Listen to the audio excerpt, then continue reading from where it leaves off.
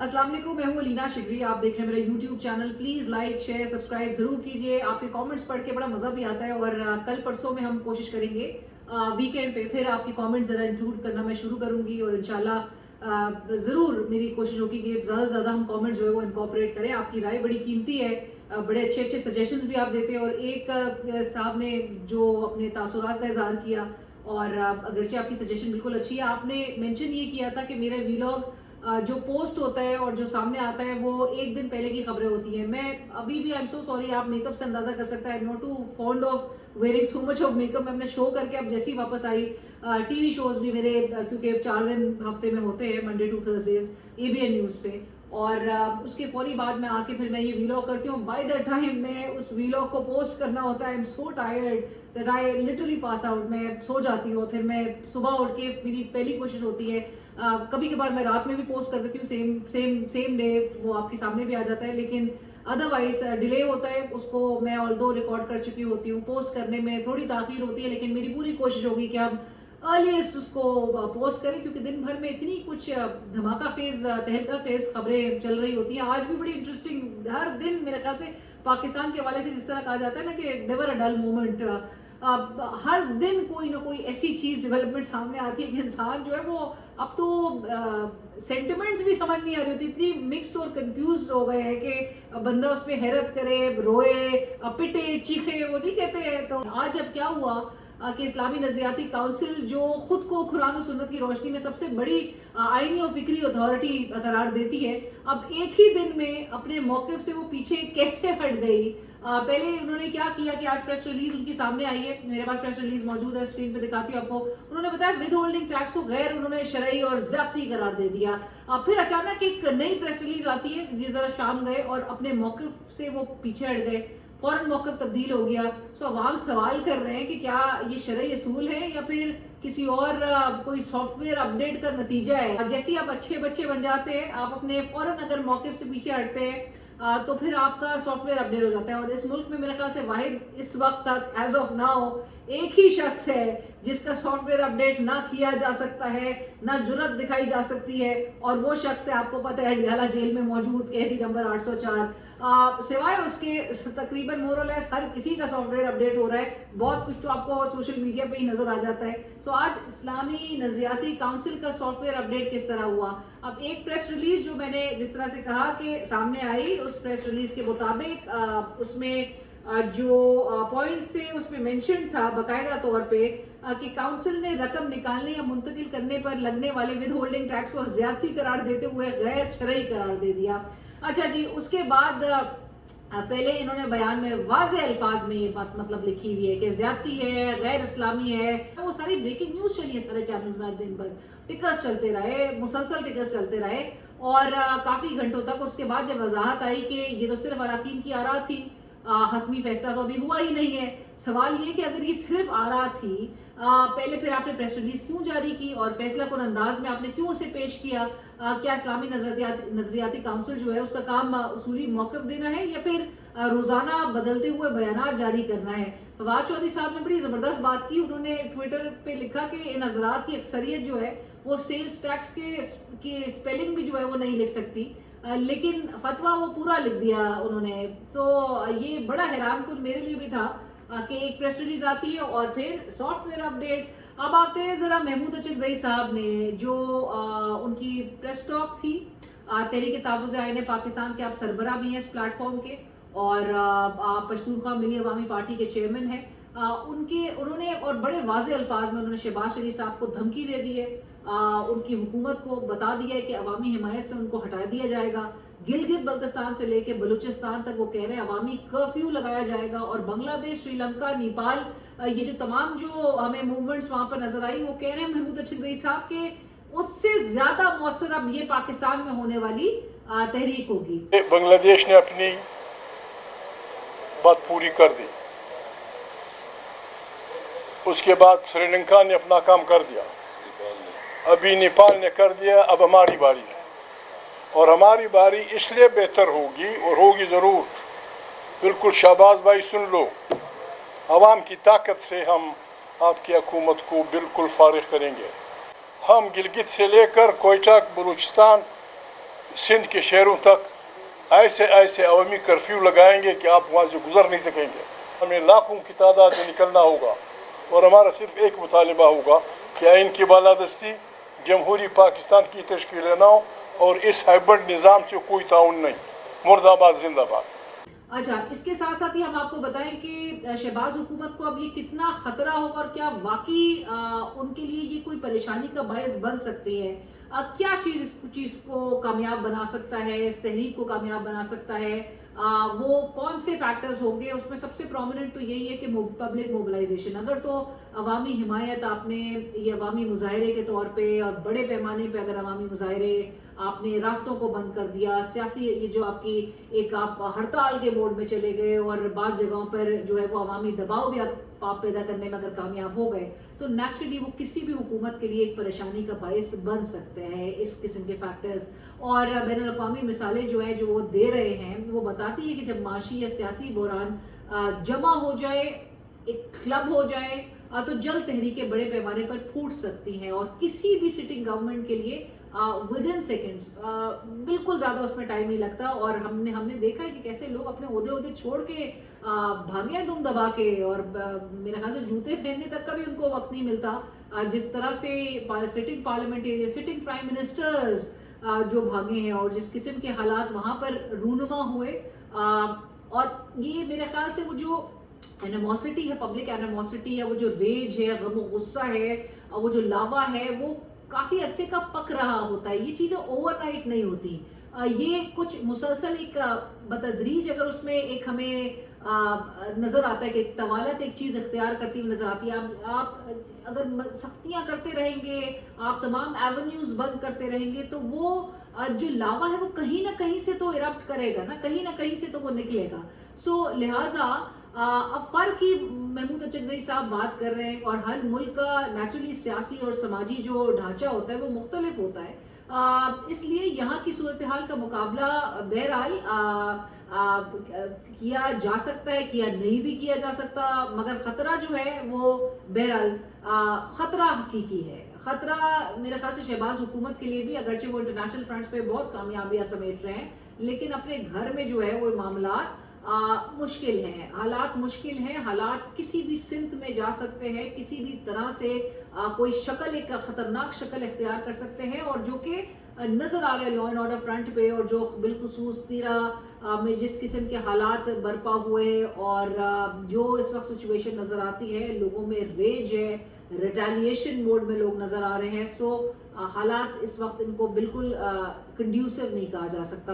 और जब बड़े नाम बहरहाल महमूद अचकज़ई साहब हों और दीगर जो सियासतदान हैं, ये बड़े बड़े नाम हैं, ये अगर हुकूमत ख़त्म करने की बात करने पर आ जाए, तो ये सियासी जो दर्जा हरारत है, ना सिर्फ वो बल्कि एक अवामी एक जो रद्द-ए-अमल है उसको तूल दे सकता है, उसको एक ट्रिगर करने के बिल्कुल नहज पे नज़र आ रहा है। मोबिलाइजेशन अगर ये करने में कामयाब हो गए, और अचकज़ई साहब जो है वो काफ़ी इस हवाले से बहुत डिटर्मिन्ड नज़र आते हैं, बहुत ज़्यादा मुतहर्रिक नज़र आ रहे हैं, और वो कहते हैं कि जो एक ही एजेंडा है तहरीक तहफ़्फ़ुज़ आईन पाकिस्तान को, वो कहते हैं कोई भी मुहिब्बे वतन जो है, और ये वो मुहिब्बे वतन नहीं जो कि दरख्वास्तें, आपको पता है अदालत की, हम जो लास्ट वीलॉग में बात भी कर रहे थे अदालतों में जिस किस्म की दरख्वास्तें लेके जाए, लेकिन वो वाकई में कहते हैं कि अगर जो वाकई में एक डाई हार्ड पाकिस्तानी जो एक शहरी है जो कि पाकिस्तान से प्यार करता है, वो इस तहरीक को कामयाब बनाएगा। और उन्होंने इसमें इदारों को भी दावत दी है कि तहरीक तहफ़्फ़ुज़ आईन पाकिस्तान ये प्लेटफॉर्म है, और आइन को एक अपनी असल शक्ल में वो कहते हैं लेकर जाना है।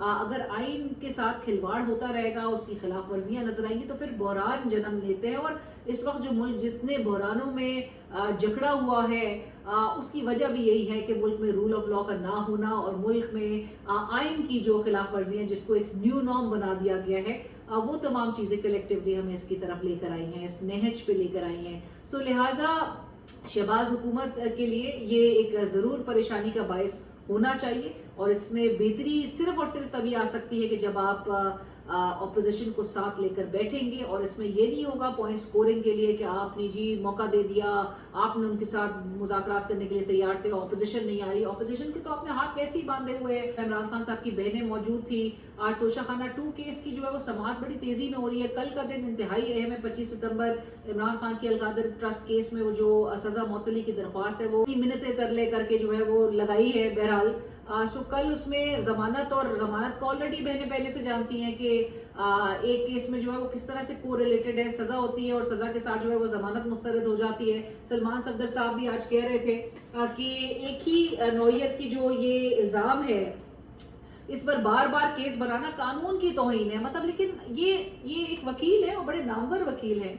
قانون کی توہین تو پھر ان کو بتانا کہ کیا فائدہ کہ جو فیل ہی نہیں کر رہے. مطلب اتنا معذرت کے ساتھ ود آل ڈیو ریسپیکٹ بہت ہی شیملیسلی جو ہے وہ چیزیں آپریٹ کی جا رہی ہیں, اور ایسا لگتا ہے کہ بظاہر ان کے پاس ایک لائسنس ان کو مل گیا ہے کہ اسی طرح سے اب چیزیں یہی اب جو ہے وہ طور طریقہ ہے کہ جس طرح سے معاملات چلائے جا سکتے ہیں, اور یہی آپ کو ایکسیپٹ کرنا ہے, اسی سے آپ نے اپنے آپ کو الائن کرنا ہے.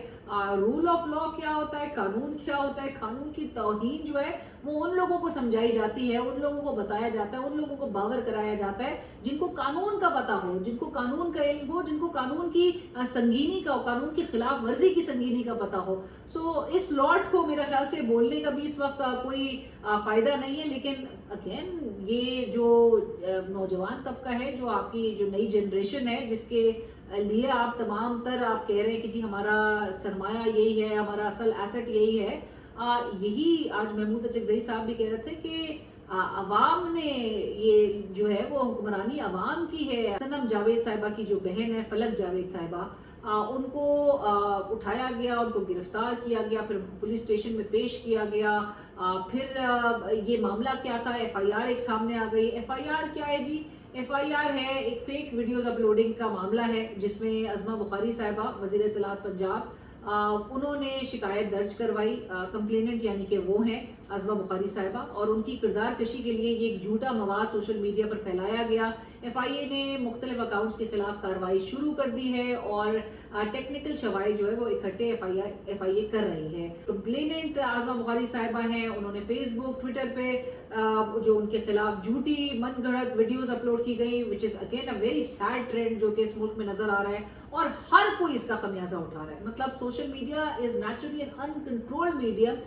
میں بتاؤں گی کہ چیزیں پھر آپ کو کنٹرول بھی کیسے کرنی ہے, کیونکہ یہ عظمہ بخاری صاحبہ کے ساتھ ہو تب بھی غلط ہے, یہ ان کے اوپوننٹس کے ساتھ ہو تب بھی غلط ہے, بشرا بی بی کے ساتھ ہو تب بھی غلط ہے, یہ مریم نواز صاحبہ کے حوالے سے جو تصویریں بنائی جاتی ہیں, جس قسم کی فیک فیبریکیٹڈ جو کانٹینٹ پوسٹ کیا جا رہا ہوتا ہے, شرمناک گفتگو کی جا رہی ہوتی ہے, بلو دا بیلٹ الفاظ استعمال کیے جا رہے ہوتے ہیں, سب کنڈیمنیبل. مطلب سب کی مذمت کرنی بنتی ہے, اینڈ اکراس دا بورڈ اس چیز کو, اس پورے ٹرینڈ کو کال آؤٹ کرنے کی ضرورت ہے, کیونکہ اس کا خمیازہ ہم بھی اٹھا رہے ہیں, آپ بھی اٹھا رہے ہیں, ہر کوئی اس کے بیچ چڑھتا ہے, اور کسی کو بھی اگر کوئی چیز نہیں پسند ہوتی ہے تو وہ اس کی کردار کشی پہ اتر جاتا ہے. اب آپ کو یاد ہوگا میں نے بھی, اور میں نے تواتر سے یہ بتایا بھی ہے کہ چاہے ہم جو بھی گفتگو کریں, ظاہر ہے کیونکہ ان حالات میں تو حق سچ بولنا بھی جو ہے وہ اٹ سیلف اتنا مشکل بنا دیا گیا, اتنا ڈیفیکلٹ ہو چکا ہے کہ اگر آپ حق سچ پہ ہیں, اگر آپ حقائق بیان کر رہے ہیں تو آپ کو ایف آئی آرز کا بھی سامنا ہے, آپ کو,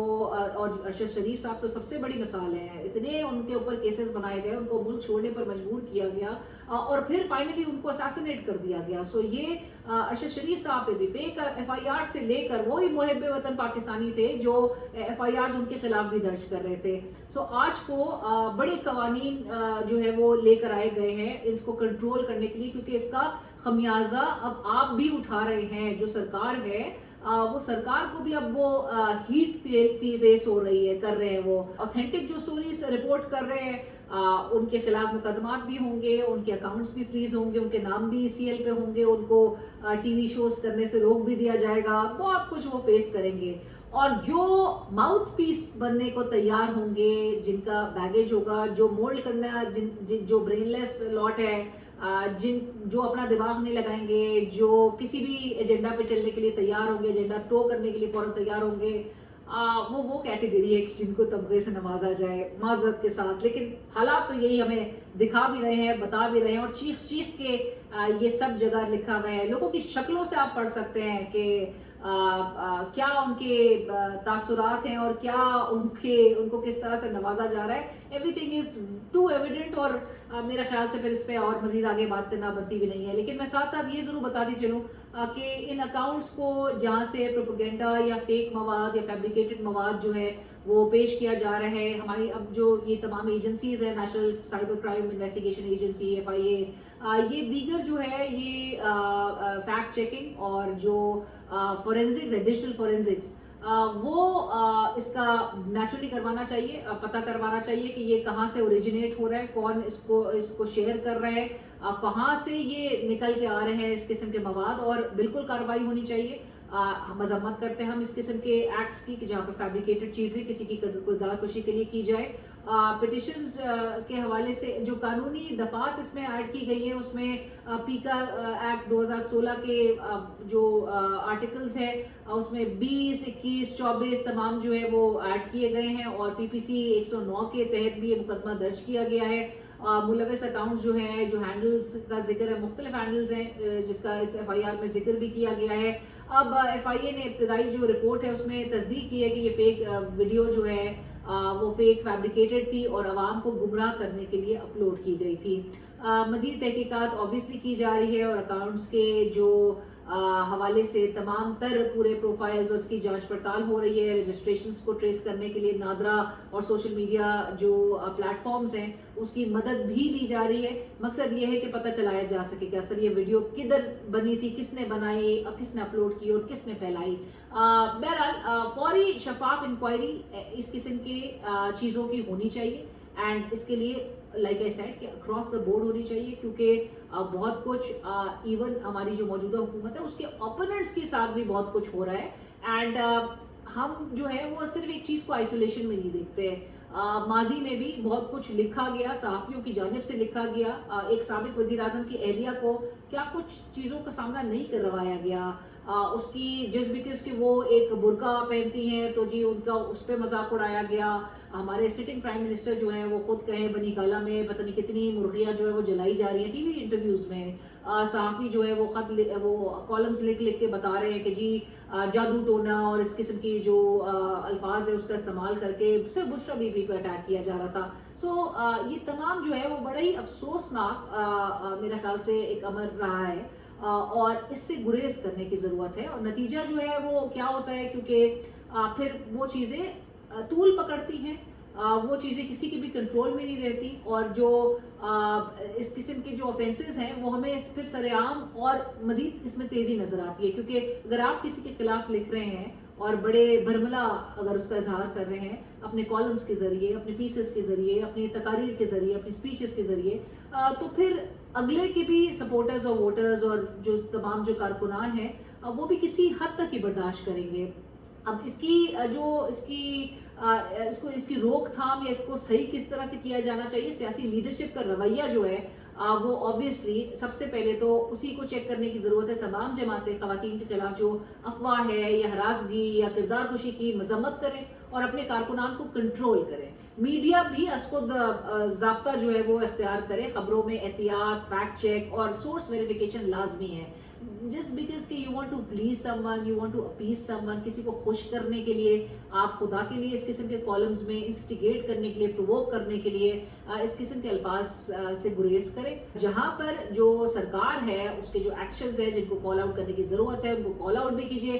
جہاں پہ جو زیادتی ہو رہی ہے اس کو بالکل زیادتی کو زیادتی کہیے، اور اتنی سخت سب میں ہونی چاہیے. آخر میں صرف اتنا ہی کہ مریم نواز صاحبہ، چونکہ مریم سرکار کی جے جے کار، میں کیوں کہتی ہوں کہ مریم نواز صاحبہ جو ہے وہ کہتی ہیں کہ خواتین ان کی ریڈ لائن ہے، لیکن مریم نواز صاحبہ کے دور میں جتنی خواتین کے ساتھ ہراسگی، جتنی خواتین کو گرفتار کیا گیا پنجاب کے اندر، جس طرح سے لوگوں کے گھر چادر چار دیواری کو پامال کیا گیا، آل آف فیلڈ میں تضاد ہے. مریم صاحبہ کی جو ترغیب ہے وہ صرف بیانات کی حد تک ہی رہ گئی ہے، وہ صرف نعروں کی حد تک رہ گئی ہے، بیانیے کی حد تک رہ گئی ہے. اس سے بڑھ کے جو عملی اقدامات ہیں وہ کرنے کی ضرورت ہے. خواتین اگر آپ کی واقعی میں ریڈ لائن ہے، تو اکراس دا بورڈ آپ پلیز آپ یہ انیشیٹو لیں خواتین کے ساتھ ایک فلیکسیبلٹی یا ایک خواتین کے لیے خصوصی رعایت کے حوالے سے میرا خیال سے آپ کا اسٹیچر بہت بڑھ جائے گا.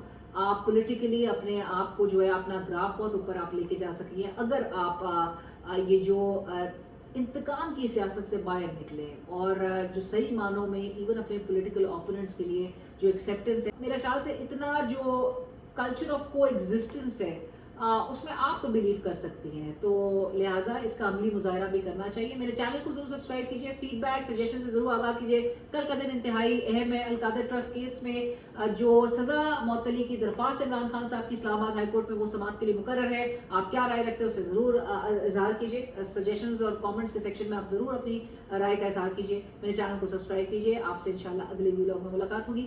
خدا حافظ.